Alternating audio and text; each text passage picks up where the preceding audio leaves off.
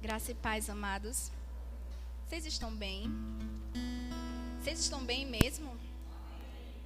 Ixi, como vocês estão fraquinhos. Acho que vocês não jantaram hoje ainda, mas tudo bem. Amados, hoje a gente vai falar sobre santidade, né? Nas quintas-feiras nós estamos falando sobre santidade. E eu gostaria, para começar, e a gente vai ver muitas vezes hoje nós vamos abrir a Bíblia. Eu gostaria que vocês abrissem lá em Tessalonicenses, capítulo 4.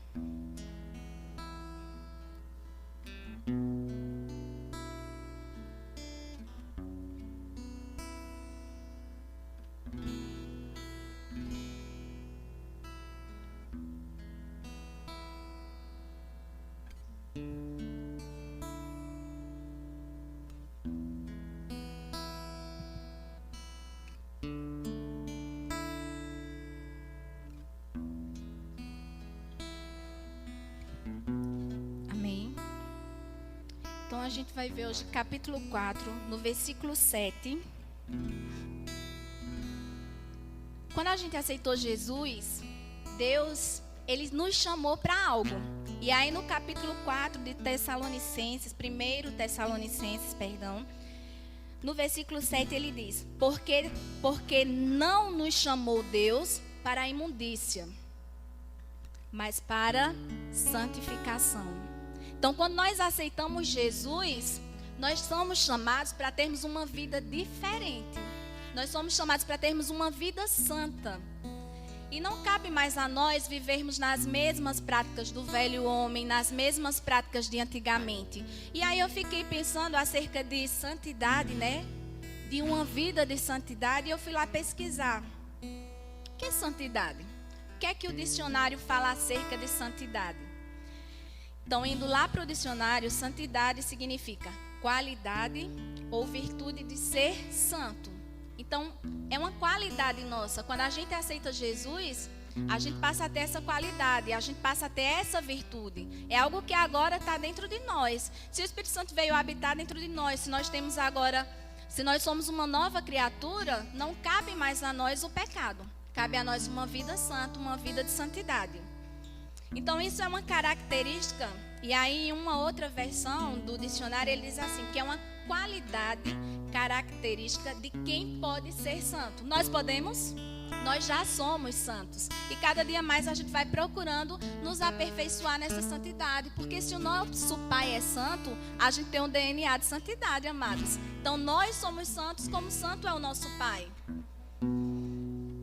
E aí eu fui ver o que a Bíblia fala, né? Quando a gente vê acerca de santidade, santidade se trata de uma separação. E bem conveniente a música que Jonatas cantou hoje, né? Que fala de renúncia. Então, uma vida de santidade também é uma vida de renúncia.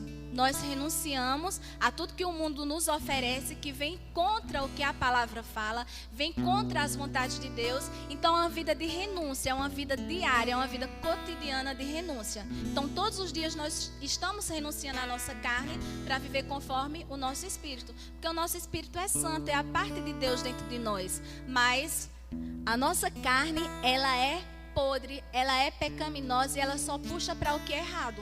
Mas quando a gente colocar a nossa alma, os nossos pensamentos, o nosso coração no lugar, a gente consegue colocar a carne no lugar dela também. E aí eu não posso falar de uma vida de santidade sem falar de pecado, né? Então, porque essas duas coisas, elas estão uma lutando contra a outra. É meio que um combate entre o bem e o mal, como a gente vê, tipo nos desenhos animados. A gente está todo dia lutando para a gente vencer o pecado, porque não faz parte mais da nossa natureza espiritual, mas a nossa natureza carnal, ela ainda puxa para o que é errado. E aí eu não posso falar sem ir lá para as obras da carne, e a gente vai abrir lá em Gálatas 5. Quero que vocês, a gente vai abrir hoje muitas vezes a Bíblia.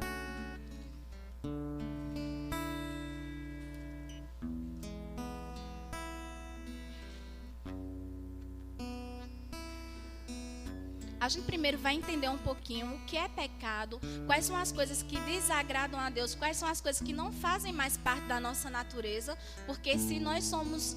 É igual quando a gente pensa, um bebê quando nasce, ele vem sabendo alguma coisa desse mundo, ele não sabe falar, ele não sabe andar, ele vem totalmente zerado, é tipo um carro 0 km. Ele não sabe de nada. Mas a partir do momento que a gente vai crescendo e a gente já não é mais esse bebê, a gente vai ter que aprender as coisas que são de Deus. A gente esquece as coisas do mundo e a gente aprende sobre as coisas de Deus. Mas a gente tem que saber sobre também as coisas que não são de Deus e aquelas coisas que desagradam a Deus. Então a gente vai abrir aí em Gálatas 5, a gente vai ler do 16 ao 21.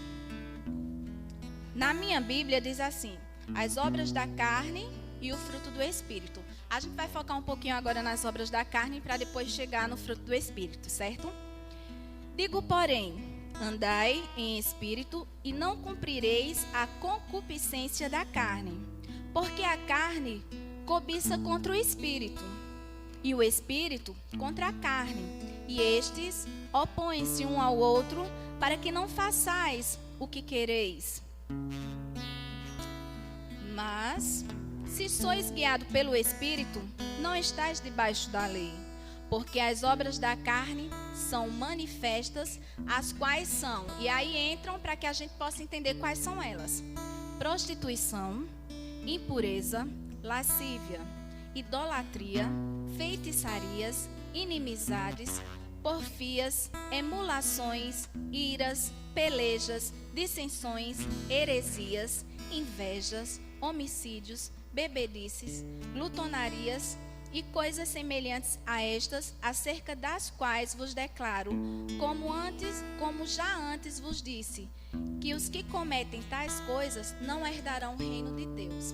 Então todas essas são as obras da carne, são coisas que não fazem mais parte da nossa vida. Por quê? Porque a gente deve andar no fruto do Espírito. E daqui a pouco a gente vai ver um pouco acerca do fruto do Espírito.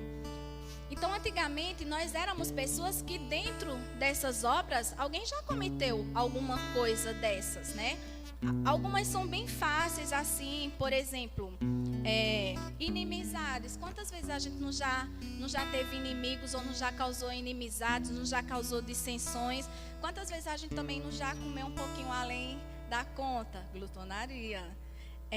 Quantas vezes quem era do mundo e que ia para a festão não já se embebedou, né? Então, assim, muitas práticas dessas eram nossas que hoje não faz parte mais da nossa vida, do nosso novo homem. A Bíblia diz lá em 1 Coríntios, e eu quero que vocês abram, 1 Coríntios 6, 12.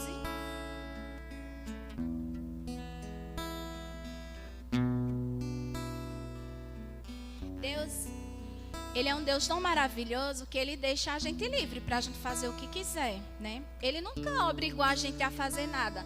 Até a gente vir para Jesus, a gente até aceitar o Senhor, Ele nunca nos obrigou, Ele sempre deixou a gente livre. Deus, Ele é tão maravilhoso que Ele assim, quando a gente faz algo errado, Ele diz qual vai ser a causa daquele nosso erro. Porque quando a gente erra, sempre vai ter um dano em nossa vida, né? E é muito interessante, porque ele diz assim, ele deixa a gente totalmente livre, mas ele sempre abre um parênteses, ó. Isso pode, e é isso que a gente vai ver agora, ó. Todas as coisas me são lícitas, mas nem todas as coisas convêm. Todas as coisas me são lícitas, mas eu não me deixarei dominar por nenhuma delas. Então aqui, Paulo está dizendo o quê? Que tudo é lícito, tudo a gente pode fazer, mas nem tudo convém que nós façamos. Então, muitas vezes não convém a gente estar numa rodinha de conversa, a gente estar participando de algumas piadinhas que não fazem parte mais da nossa vida. Então, tem tantas coisas que aos nossos olhos parecem, não é nada, é besteira. Mas nós, como novas criaturas, nós, como representantes de Cristo, nós não podemos estar em algumas coisas mais que não fazem parte mais da nossa vida. E Paulo deixa bem claro que tudo, a gente pode, tudo é lícito pra gente, porque tudo é permitido que a gente faça. Porque Deus não proíbe a gente de nada. Ele nunca disse, você está proibido disso, você está proibido daquilo, você não está. Tudo é lícito, mas tudo não nos convém mais que nós venhamos a fazer. A gente tem que analisar onde é que a gente pode estar, onde é que a gente pode não estar. E Satanás, ele é muito especialista em nossas fraquezas. Ele vai saber onde é o nosso ponto mais fraco para ele sempre estar mostrando aquilo. Por exemplo, tem pessoas que O seu velho homem, ele gostava muito de ver pornografia, por exemplo. Então hoje a internet tá aí, você abre um site que nem é um site de pornografia, mas de repente aparece uma mulher ali pelada. E aí o seu olhinho vai chamando, eita, para clicar ali naquela aba e abrir. Por quê? Porque ele vai sempre usar alguma fraqueza. Você às vezes até é doente de diabetes, mas de repente tá ali aqueles doces ali à sua volta e você, e Satanás, ó, tão delicioso, vai ali e come. E se eu comer, eu sei que vou ficar doente. E tem tantas outras coisas ali que ele vai sempre estar usando como uma... A gente é só dar a brecha e uma brechinha vira uma porta imensa. Para que a gente comece a cometer as coisas que a gente fazia antigamente. E aí quando a gente vai lá novamente para Gálatas, a gente vai ver por que isso não faz mais parte da nossa vida. Porque se hoje nós somos nova criatura, nós devemos andar no fruto do Espírito, que essa é a nossa real natureza. É a natureza de santidade, porque é igual ao nosso DNA. Todo mundo aqui tem pai e mãe, e aqueles, por exemplo, que não descobriram seu pai e sua mãe, hoje a ciência está tão evoluída que tem um teste de DNA, que se eu não souber quem é meu pai, mas eu tiver uma desconfiança de quem é, a gente vai e faz o DNA para tirar a dúvida, não é? E pelo DNA, que é aquele código genético todinho, que cada pessoa tem o seu e que define que eu sou filha do meu pai, que cada um é filho do seu pai e da sua mãe, assim somos nós em Deus. Nós temos o DNA de Deus. Então nós temos as mesmas características de Deus. Então se a característica de Deus é santidade, porque a Bíblia diz que até os anjos, eles ficam lá no céu dizendo santo, santo, santo. Quem somos nós para sermos diferentes de santos? Quem somos nós para não buscarmos a santidade? A gente tem que estar cada dia mais parecido com o nosso pai. Uma criança, geralmente quando ela é pequenininha, eu digo isso por mim, porque eu era fã do meu pai. O meu pai, era o meu herói. Era o homem mais lindo do mundo para mim. Não tinha o ator de novela nem nada. Meu pai era o mais lindo. Era o pai mais lindo quando chegava nas reuniões da escola. Então eu queria ser parecida com meu pai. Eu queria ter o cabelo do meu pai, a voz do meu pai que cantava e tocava violão. Então eu queria me parecer com meu pai. E esse é o meu pai natural. Imagine o meu pai eterno, aquele que eu vou estar na eternidade, chamando ele de pai. Eita, pai. Abba, pai. Meu pai tão querido, aquele que deu o seu filho para morrer por mim. Eu não vou querer estar parecida com ele. Cada dia mais semelhante a ele, para que as pessoas possam me reconhecer como filha dele. Então, lá em Gálatas, a gente vai voltar novamente para Gálatas, a gente vai novamente para o capítulo 5 e a gente vai conhecer quais são, talvez até vocês já conheçam, mas vale a pena a gente lembrar novamente quais são os frutos do Espírito. Lá em Gálatas, no capítulo 5, no versículo 22, ele fala quais são os frutos do Espírito. Na realidade, a gente fez essa matéria no Rema e a gente entende que o fruto do Espírito é um. E esse ele se divide em vários outros. É como se fosse uma laranja, né? Até a gente foi explicar assim, em uma forma mais fácil da gente entender. É como se fosse uma laranja que engloba pedacinho. Aqueles gominhos é cada uma das características do fruto do Espírito. Então, lá em Gálatas, no 5:22, ele diz assim: mas o fruto do Espírito é amor. Então, o amor, ele vai englobar todas as outras coisas, que é gozo. Que o gozo, na minha tem gozo, mas eu acredito que no de alguns tem alegria, não é? Paz, longanimidade, benignidade, bondade, fé, mansidão e temperança. Que no caso aí é o domínio próprio, né? Então, contra essas coisas não há lei. Por quê? Porque quem é nascido de novo tem que andar nesses frutos, tem que produzir esses frutos. Eu sei que não é fácil. Por exemplo, quando a gente pega aquele exemplo de... A gente, no nosso natural, se alguém nos ofende, no nosso automático é revidar, né? É devolver a ofensa ao outro. Você é isso? Ah, isso é você. E é revidar. Mas Cristo, mostrando já o caráter de Deus nele, porque a Bíblia diz que Cristo é Cristo é o retrato. É como se você quer ver Deus, olhe para Cristo. Você quer ver Cristo, venha para a palavra. Então, quando a gente vê, quando Cristo diz... Se te baterem numa face, dê a outra, a gente precisa estar andando bem no Espírito. Para alguém dizer alguma coisa a gente, ô irmão, é isso, eu te perdoo. perdoou, por isso que você... Então, a gente tem que estar andando realmente no Espírito, né? Nos frutos do Espírito. Mas a nossa diferença entre nós e o mundo é justamente isso. Uma pessoa no natural vai revidar, mas a gente, como somos pessoas espirituais, a gente vai relevar, vai deixar para lá. A gente vai fazer até um bolinho e levar na casa dessa pessoa para que ela veja que nós somos diferentes, né? Então, o mundo, ele trata de um jeito, mas a gente tem que fazer a diferença fazendo diferente do que o mundo faria. Porque a gente tem que surpreender o mundo, a gente tem que dizer, nós somos diferentes. Nós não agimos assim. Hoje mesmo eu me senti muito mal, e agora falando de mim, eu tenho... política é algo, né, que se vocês têm observado, as pessoas estão com os ânimos bem exaltados. E eu vi uma postagem bem interessante, porque o povo tem falado muito de política e tem falado muito de ditadura, né? E o meu pai, ele foi do tempo da ditadura. Quando, na época da ditadura, meu pai morava em São Paulo. E assim, eu nunca vi a ditadura com esses péssimos olhos que as pessoas tanto falam aí. E eu postei uma coisa que achei interessante, mas algumas pessoas ficaram ofendidas. E eu me senti tão mal das pessoas se sentirem ofendidas por aquilo, que eu saí no privado pedindo perdão às pessoas. E eu disse, eu vou tirar a postagem se isso te ofendeu. Porque se eu falo algo, ou eu posto algo e isso ofende o meu irmão, eu vou lá, peço perdão e me perdoe, eu não sabia, a minha intenção não era essa, mas se você se sentir ofendido, eu vou até retirar a postagem. Então, assim, em outro tempo, eu estaria rebatendo, que nada, e não sei o que e tal, sabe?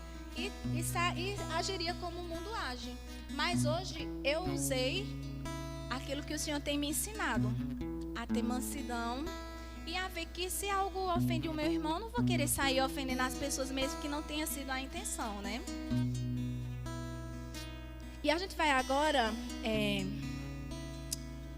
para Salmos 119, 105, porque a gente ter uma vida de santidade é deixar todas essas práticas que são obras da carne e viver todas as coisas que são frutos do Espírito. A gente tem que mostrar esses frutos. As pessoas têm que verem esses frutos em nós.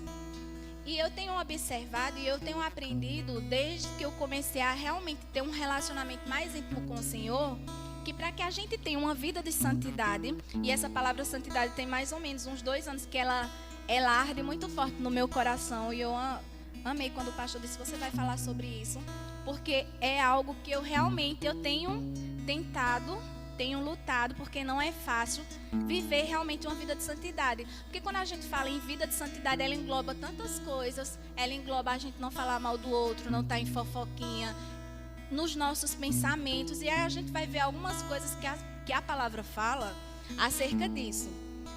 Uma das coisas para a gente ter uma vida de santidade, e que faz, porque não tem como eu ter uma vida de santidade se eu não souber o que agrada e o que não agrada a Deus. Então, só lendo a palavra é que eu vou entender quais são as coisas que agradam ao meu Pai, né? E o que é que eu faço que desagrada ao Senhor. Então, lá em Salmos 119...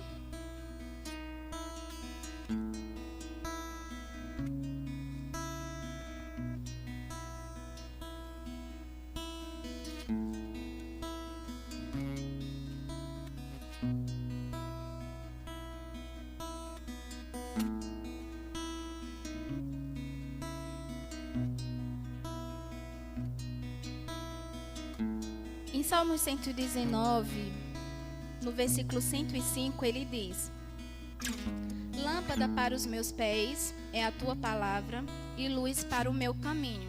Eu acho esse versículo maravilhoso porque ele nos dá 2 orientações acerca da palavra, né? Ele diz que ela é lâmpada para os nossos pés e luz para o nosso caminho. Veja bem, se a gente vem numa estrada escura, totalmente escura, não tem nenhuma iluminação e você quer chegar em um lugar que você não conhece, você pode pegar qualquer direção e você vai chegar em um lugar que talvez não seja aquele lugar que você queria chegar. Mas se você tem aquele caminho iluminado, não tem como você errar, porque aquela luz vai estar iluminando e vai estar te mostrando até onde você vai chegar. Quando eu vejo a palavra, eu vejo mais ou menos assim: a cada passo que eu dou, a luz vai me mostrando qual é o próximo passo que eu devo dar, qual é a próxima direção, se é assim, se é assim. Eu imagino que a palavra na minha vida e na vida de cada pessoa é dessa forma. Ela é uma luz que vai iluminando os nossos caminhos para que a gente possa saber por onde andar. Então, para saber o que Deus quer da gente, para saber aquilo que também não agrada a Deus. O que é que tem na gente que não está agradando a Deus? O que é que tem na gente que ainda precisa de ser retirado? Eu imagino que quando a gente está, por exemplo, você vem andando e de repente você cai numa poça. Você se sujou todinha. Você vai tomar um banho no chuveiro o banheiro está escuro porque está faltando energia. Então não tem como você saber o que ainda está sujo em você. Mas a partir do momento que chega a energia, chega aquela luz, você vai ver nas partes suas que ainda está suja, que você precisa lavar, que você precisa retirar aquela sujeira que ainda está em você. Muitas vezes a gente nem está percebendo, a gente pensa que está totalmente limpo, mas aí vem a palavra e mostra, tem uma sujeirinha aqui no canto, ó. O cabelo aqui não está tão limpo não. E aí a palavra é dessa forma, ela é luz para mostrar o que ainda tem em nós que não está agradando a Deus. E se a gente quer ter uma vida de santidade, a gente tem que ter uma vida que agrada ao Senhor.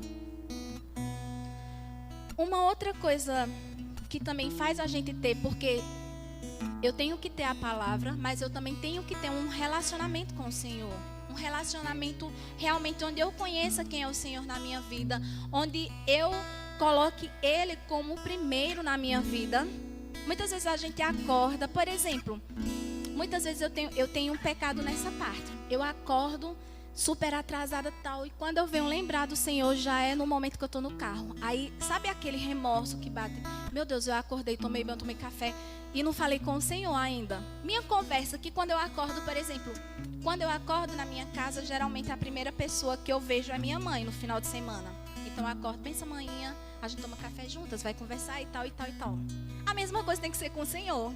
Quando a gente acorda, a primeira pessoa que já está ali com a gente é o Senhor. Então a gente tem que ter aquela conversa. Bom dia, Senhor. Ai, quantas coisas vai acontecer no dia de hoje? O que é que o Senhor tem preparado para mim hoje? E assim, aquela conversa mesmo, como se fosse uma pessoa que estivesse ali.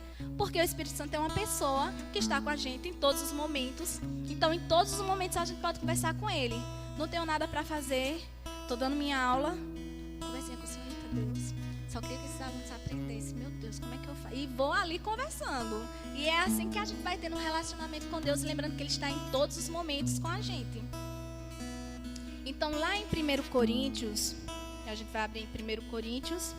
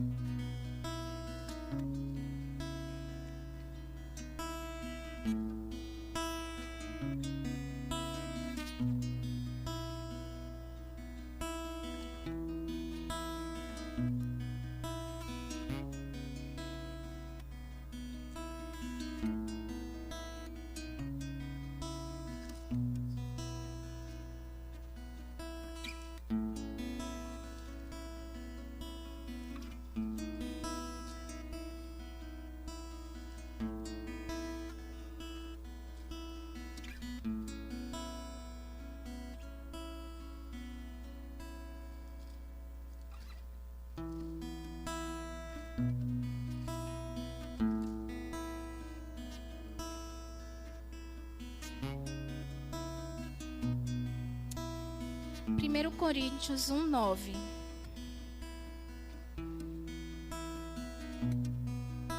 Então, quando a gente fala em ter comunhão, em ter relacionamento com Deus, em 1 Coríntios 1:9 ele fala: fiel é Deus, pelo qual fostes chamados para a comunhão de seu Filho Jesus Cristo, nosso Senhor. Então nós fomos chamados para termos comunhão com o Senhor. Nós fomos chamados para termos uma vida de santidade. E a gente só consegue ter essa vida de santidade. A gente só consegue realmente ser santo se a gente conhecer a palavra e se a gente tiver comunhão com o Senhor.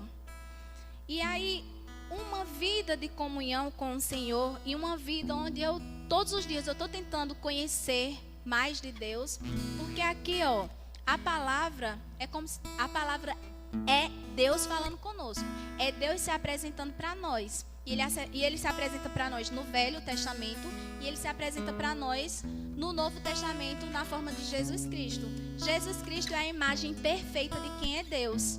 Todas as coisas que Jesus fez, ele fez porque ele é a essência de Deus também. Então, se a gente quiser conhecer Deus, basta conhecer Jesus Cristo. Basta conhecer quem foi Jesus. Então, leiam o Novo Testamento que vocês sabem quem é Deus e quem é Jesus, porque os dois são um só. Apesar de serem duas pessoas diferentes, eles têm a mesma essência, eles têm o mesmo Espírito. E aí, quando a gente lê lá em Efésios, e eu quero que vocês abram em Efésios, capítulo 4.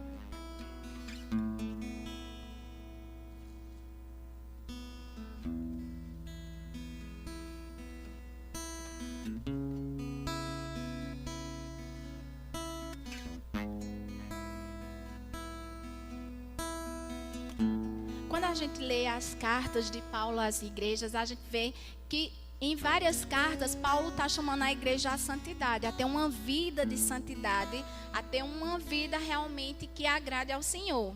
Mas lá em Efésios, eu achei maravilhosa essa parte, que ele fala assim, ele chama os cristãos de Efésios a ter uma vida de santidade, e ele explica várias coisas, ele fala um pouco, né, sobre as obras da carne, né, de uma forma um pouco diferente, não dizendo realmente que são as obras da carne, mas deixa bem claro algumas coisas. Ele fala para a gente não dar lugar ao diabo. Se vocês observarem aí no versículo 27, ele diz: não deis lugar ao diabo, que é a gente quem dá esse lugar a ele. Se a gente não der essa brecha, o diabo não tem como entrar na nossa vida. É a gente quem dá a legalidade para ele entrar na nossa vida. E no versículo 30 ele diz: e não entristeçais o Espírito Santo de Deus, no qual estáis selado para o dia da redenção. O nosso selo é o Espírito Santo. O que diferencia a gente do mundo é porque nós temos o Espírito Santo em nós. Esse é o nosso selo. É aquele selo que você vai ver lá em Apocalipse várias vezes falando. O selo que nós temos e que mostra que nós somos filhos de Deus é o Espírito Santo em nós. Então, o Espírito Santo está em nós, porque a gente vai entristecer o Espírito Santo. Então a gente não vai dar nenhuma brecha para o diabo entrar na nossa vida e a gente deixar o nosso Espírito Santo tão querido, triste, certo? Então a gente vai estar todas as vezes vendo quais são as coisas que vão agradar. E isso, se eu fizer, vai agradar o Espírito Santo. Essas práticas que eu estou tendo, vai agradar a Deus? E aí eu trouxe 3 versículos para a gente ver de que forma a gente pode vencer essas coisas. Porque o pecado não faz mais parte da nossa natureza. Se nós somos novas criaturas, essa não é mais a nossa natureza. A nossa natureza agora é a mesma natureza de Deus. Mas como nós vivemos ainda no mundo, ainda tem coisas que ainda podem acontecer, mas que a gente tem como vencer. E a gente vence pela palavra. Então, a primeira delas, a gente vai ver lá em Romanos, são as formas que a gente tem de vencer essas coisas. E de a gente conseguir ter êxito em uma vida de santidade. Lá em Romanos 12.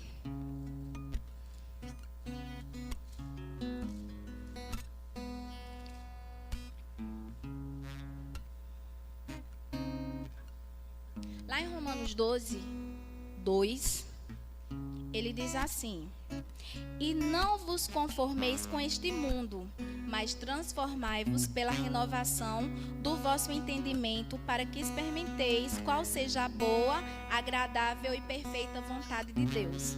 Então, é a renovação da mente. A gente tem que começar a renovar a nossa mente. E como é que a gente consegue renovar a mente? Através da palavra. Então, só a palavra consegue renovar a nossa mente. A gente lê um versículo e muitas vezes a gente vem para a igreja e o pastor, eu até falei isso no discipulado, e o pastor, quem está aqui ministrando, leu, por exemplo, a gente estuda sobre cura e daqui a pouco estuda novamente sobre cura e mais uma vez estuda sobre cura e a gente fica, por que estuda tanto sobre cura? Por que repetem tantos esses versículos? Mas é porque a gente precisa ouvir e ouvir e ouvir as mesmas coisas, até que elas não fiquem só na nossa mente, mas elas desçam para o nosso coração, de tal forma que quando alguma coisa vier nos atacar, seja em termos de doença. Ou muitas vezes a gente fala sobre prosperidade, novamente sobre prosperidade, e os armários de casa estão vazios e a gente não consegue ser próspero. Por quê? Porque essa palavra precisa ser falada várias vezes para que a gente não só escute, mas a gente também pratique. Porque a palavra, sem ser praticada, ela é ineficaz. É a mesma coisa, se eu for para a academia e chega lá, eu quero ficar malhada agora, quero ficar uma pernona e tal. Jonas, você está ali malhando. Se ele for para a academia, chegar lá e só ficar olhando os equipamentos e não colocar em prática, vai continuar a mesma coisa. Ele vai olhar para os equipamentos lá da academia e pronto. É a mesma coisa. Se a gente ler a palavra e não colocar em prática, não vai mudar nada na nossa vida. A gente tem que praticar a palavra. Então a gente só renova a nossa mente também fazendo dessa forma, lendo e praticando o que a palavra diz. E aí muitas vezes a mente eu acho o campo mais perigoso para o ser humano. Porque se vocês observarem, ninguém já chega pecando. Primeiro a gente pensa... Satanás, ele começa primeiro no nosso pensamento, né? Aí aquilo, coloca uma vezinha um pensamento sobre algo, daqui a pouco outro, e daqui a pouco... Não que ninguém vai sair, tipo, eita, eu vou sair hoje e eu vou pecar. Primeiro que a gente não peca porque nós somos novas criaturas. Mas é dessa forma que Satanás entra. E aí como é que a gente vai vencer isso se a gente não lê a palavra? Então, uma das formas, e que eu acho maravilhoso esse texto, está lá em Filipenses 4:8, que vocês vão abrir agora.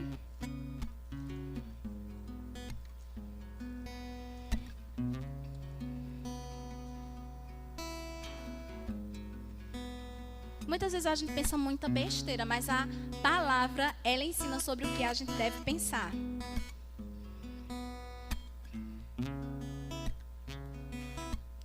Acerca de renovar a nossa mente, a gente já sabe como vai fazer.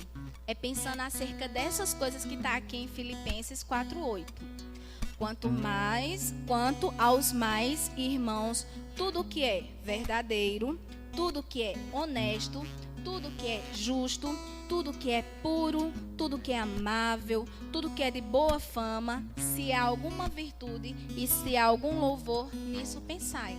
Então, são nessas coisas que a gente deve pensar. Coisas que sejam de boa fama, coisas que tenham louvor, coisas que sejam puras. Então a gente pega esse texto, coloca lá pregado no nosso guarda-roupa e começa. Eu tenho que pensar nisso, eu tenho que pensar. Porque às vezes a gente começa a pensar, não é nem pensar coisa que é tão errada, mas por exemplo, eu estou desejando uma vaga de emprego e vem aquele pensamento, eu não vou conseguir. Isso é um pensamento que renova a nossa mente? Não. O nosso pensamento é que em Cristo nós somos mais que vencedores. Aquela vaga ali já é minha. Se eu cumprir os princípios, que foi estudar, por exemplo, para um concurso, eu tenho certeza que aquela vaga daquele concurso é meu.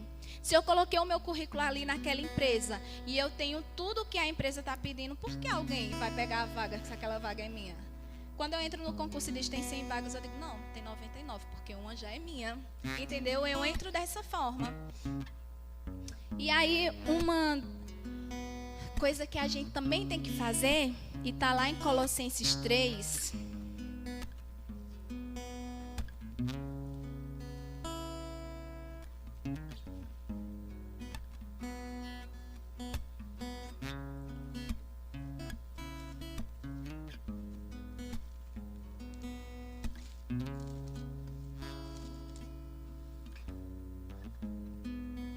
Colossenses 3,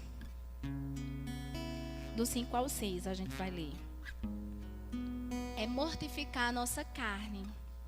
Paulo mesmo falava acerca disso, né? E lá em Colossenses ele diz assim: mortificai, pois, os vossos membros que estão sobre a terra. Então, a prostituição, a impureza, o apetite desordenado, a vil concupiscência e a avareza, que é a idolatria, pelas quais coisas vem a ira de Deus sobre os filhos da desobediência. Só que nós não somos filhos da desobediência. Nós somos os filhos da obediência. Nós somos pessoas obedientes. E aí a gente vê muito falando essa palavra concupiscência na Bíblia, né? E aí eu fui lá pesquisar. Concupiscência é uma palavra que vem do latim e ela ela significa concupiscens. E para nós, em português, ela significa o que tem um desejo forte. Ela é derivada da palavra concupera, que é ter forte desejo. Então, quando fala concupiscência da carne, é um desejo forte que a carne tem por algo, né? Tanto que quando a gente estuda algumas coisas, a gente estuda sobre a concupiscência da carne, a concupiscência dos olhos. E aí é o desejo forte sobre algumas coisas. Então, um desejo forte sobre algo que não é bom, né? Ninguém está tendo desejo forte para ler a Bíblia. Vocês vencem a leitura da Bíblia. Ninguém está tendo desejo forte para acordar 3 horas da madrugada para orar ao Senhor. É vencendo a carne ali para que a gente, naquele sono, de repente acorda e...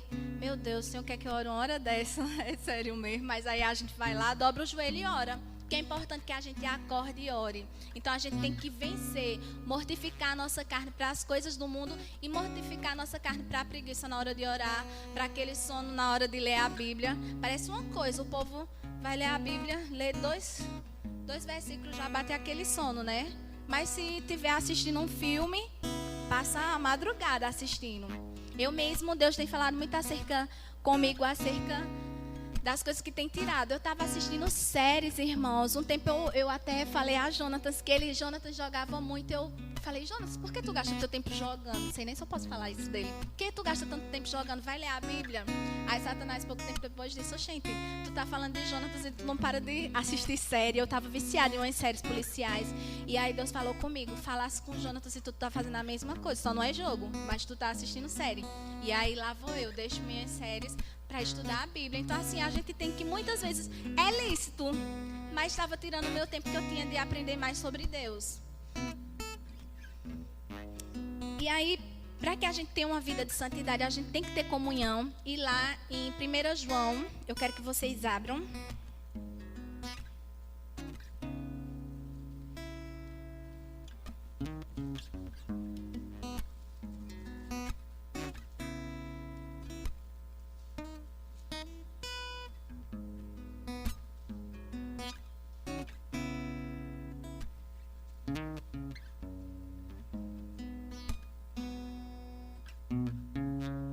Em 1 João, no capítulo 1, do versículo 5 ao 7, ele diz assim: E esta é a mensagem que dele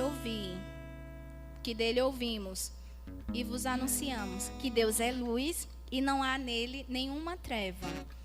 E dissermos que temos comunhão com ele e andarmos em treva, mentimos e não praticamos a verdade. Mas se andarmos na luz, como ele na luz está, temos comunhão uns com os outros, e o sangue de Cristo, seu Filho, nos purifica de todo pecado. Então essa é a forma da gente ter comunhão com Deus, é andar com ele na luz. Onde é que está a luz para nós? Na palavra. Então a gente tem que andar à luz da palavra. A palavra, ela é como nossa bússola. A palavra é como nosso GPS. A palavra é quem vai nos orientar para os caminhos certos, para as coisas que Deus tem para a nossa vida. Outro dia eu estava preparando uma aula de física, eu dou física no 3º ano, e eu estava estudando sobre campo magnético para explicar sobre o ímã e tal, e eu vendo, né, que o ímã, eu preparando uma experiência para fazer com os alunos, e tem coisas que Deus ministra ao nosso coração em coisas do nosso dia a dia, né? E é interessante que a gente pega uma agulha e faz uma experiência lá com eles, e uma das pontas da agulha, ela sempre vai apontar para o polo norte, que é o polo onde é mais magnetizado. A agulha sempre vai estar apontando para o polo norte. E aí Deus falou comigo assim, o Espírito Santo é como a bússola. A palavra é como a bússola na sua vida. Ela sempre vai apontar para o que é certo. É como o polo norte. Se alguém deseja chegar no norte, ali é o ponto certo onde a gente tem que ir. O Espírito Santo e a palavra, eles são como a bússola na nossa vida. Sempre vai indicar o caminho certo para a gente. Ela nunca vai dizer, vai por esse atalho, não. Ele diz, o caminho é esse. Porque com Deus não tem atalhos. O caminho de Deus, ele é reto. Ele não tem ajeitadinho, não. É reta a palavra de Deus. É como a bússola, ela vai apontar só para aquele caminho. E assim tem que ser a gente como cristão. A gente tem que andar sempre à luz da palavra. Então a gente tem que ter uma vida também que agrade a Deus. E essa vida que agrada a Deus, a gente vê lá em Mateus 7.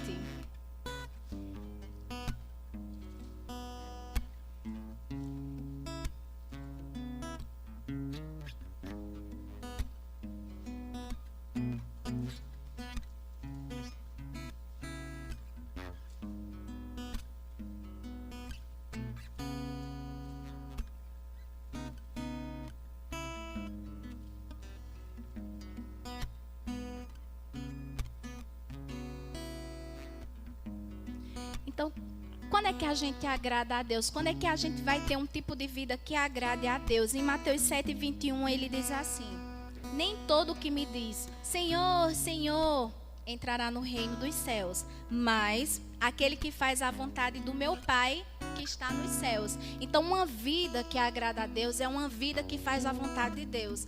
É uma vida que faz aquilo que Deus manda. E aquilo que Deus manda está na palavra. Então, é importante que a gente conheça a palavra para que a gente possa conhecer a palavra, para que a gente possa conhecer a vontade de Deus. A Bíblia diz que o povo de Deus perece por falta de conhecimento. De conhecimento de quê? De conhecimento da palavra. E aí a gente precisa ter essa vida que é aprovada por Deus, né? Então, para ter uma vida de santidade, eu preciso ter uma vida de comunhão com Deus. Eu preciso ter uma vida que agrade a Deus. E eu preciso ter uma vida aprovada por Deus. E lá em 1 Tessalonicenses...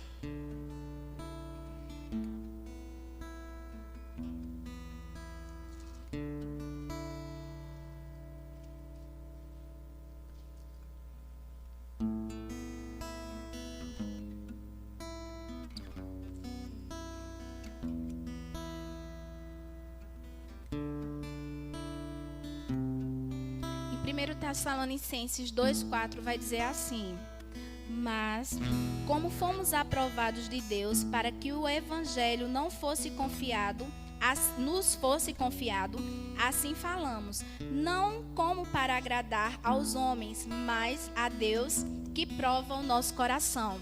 Então, muitas vezes, a gente tá tipo... alguém fala algo que é errado, alguém fala algo que é contra a palavra e a gente fica ali calado. A gente fica com medo, a gente fica com vergonha. Muitas vezes a gente está em um lugar e a gente parece aquele crente 007, aquele agente do FBI ali tocadinho. Ninguém sabe que você é crente. Porque você não se comporta como crente, você não fala como crente, você não fala a palavra no ambiente onde você está, com medo de você ser ignorado, com medo de você ser desprezado, com medo de alguma coisa. Mas se nós somos crentes, a gente tem que mostrar que nós somos crentes. Eu fui um ano para uma conferência de mulheres, eu achei o máximo que eu ouvi lá. Teve um momento que era falando sobre roupas, né? E aí a pessoa que estava explicando, ela disse: a gente vai numa loja e veste uma roupa, e aí a vendedora disse: não, essa não, tá parecendo uma crente.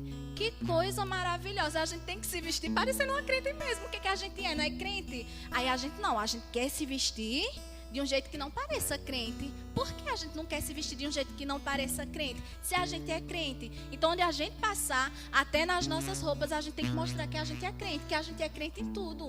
A gente vai ter que estar escondidinho. Ah, não, essa roupa, essa saia... eu não vou vestir essa saia, não. O povo vai dizer cafona, parece aquelas crentes lá da Assembleia. Esse cabelão lá aqui, vou usar esse cabelo nada, parece as crentes. Não, minha gente, a gente tem que parecer crente, porque a gente é crente, minha gente. A gente vai querer parecer ser do mundo se a gente não é do mundo? Então a gente não pode negar essa palavra, a gente não pode negar quem nós somos em Cristo. A gente tem que mostrar a nossa identidade de cristão. Não temos que nos envergonhar de quem somos, muito pelo contrário. A palavra diz que se a gente se envergonhar de Cristo, Ele vai se envergonhar de nós. A gente tem que ter orgulho de dizer: sou crente mesmo, a minha roupa é essa, e pronto, entendeu? A gente tem que mostrar a nossa identidade de cristão. E aí, quando eu observo todas essas coisas, e uma vida de santidade, uma vida que agrade a Deus, uma vida onde eu chego diante de Deus e Ele diz: você está aprovada. Você teve comunhão comigo na sua vida. Você foi aprovada por mim. Você foi aprovado por mim, porque durante a sua vida você fez o que a palavra mandou. Você fez as coisas que agradou o meu coração. E aí, quando eu imagino isso, eu penso assim, gente, que na vida da gente, a gente tem duas coisas. Quando a gente vai arrumar uma casa, porque quando a gente vem do mundo, e muitas vezes a gente ainda dentro da igreja, a gente ainda tem umas craquinhas que tem que tirar. É como se fosse fazendo uma faxina dentro de casa. A gente começa a arrumar a sala, que é onde todo mundo chega primeiro, né? Mas às vezes tem um quarto lá dos fundos, que está meio bagunçado, meio desarrumado. Está precisando de algum ajuste, de uma limpeza, de uma sacudida, de uma passada de pano. E aí, essa tarde, o Senhor ministrando ao meu coração, assim, Deus, sobre o que eu vou falar essa tarde. E Ele me veio muito forte como uma faxina numa casa. Muitas vezes a gente começa a limpar aquelas partes que as pessoas vão ver primeiro, né? Quem tem a área, quem tem a sala de estar, a sala que recebe o pessoal para jantar, o banheiro. Mas tem um quartinho lá da bagunça que sempre fica meio sujo, meio bagunçado, meio empoeirado. E muitas vezes é esse quartinho que atrasa toda a nossa vida. É esse quartinho que Deus está dizendo: ei, precisa ajeitar, ninguém está vendo, mas eu estou vendo. Ei, presta atenção que a casa tem que estar toda arrumada. É da frente até o fundo, tem que estar tudo arrumadinho. Muitas vezes, todo mundo está olhando e está muito lindo por fora, mas por dentro tem alguma sujeirinha que a gente ainda precisa tirar. E quando eu olho para isso, eu vejo Deus em sua palavra, que é onde Ele se mostra para a gente como aquele pano de chão, limpando. A palavra vai limpando, vai tirando tudo que está sujo. E aí eu vejo o Espírito Santo como aquele bom ar, depois que a gente limpa. Ou aquele desinfetante que a gente passa e fica tudo tão lindo, tão perfumado, tão cheiroso. Eu vejo assim, a palavra limpando e o Espírito Santo perfumando tudo, sabe? Então, o Espírito Santo me mostrou algumas coisas nessa tarde que eu queria compartilhar com vocês, só para encerrar. Eu quero que vocês abram em Gálatas 5.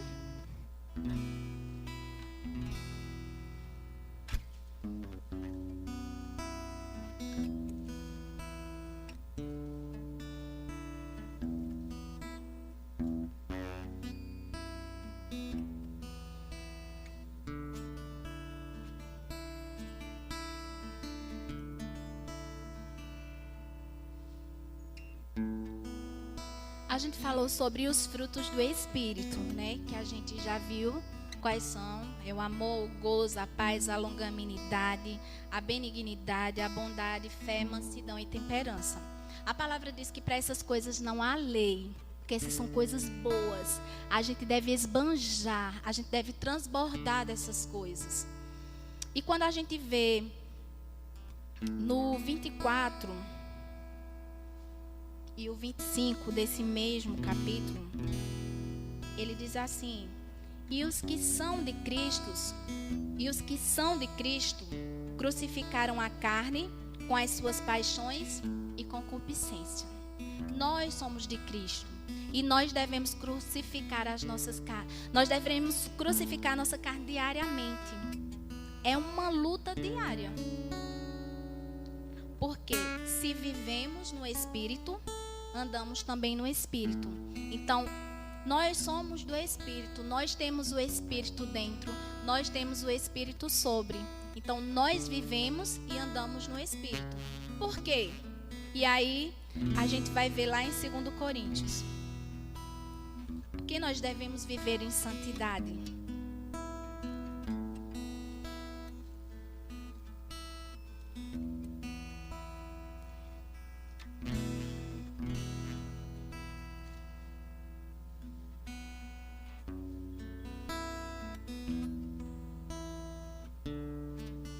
Em 2 Coríntios 2,15, ele diz, eu achei lindo, gente. Assim eu já tinha escutado, mas parece que quando o Espírito Santo ministra para a gente de uma forma diferente, ele diz assim: porque para Deus somos o bom cheiro de Cristo,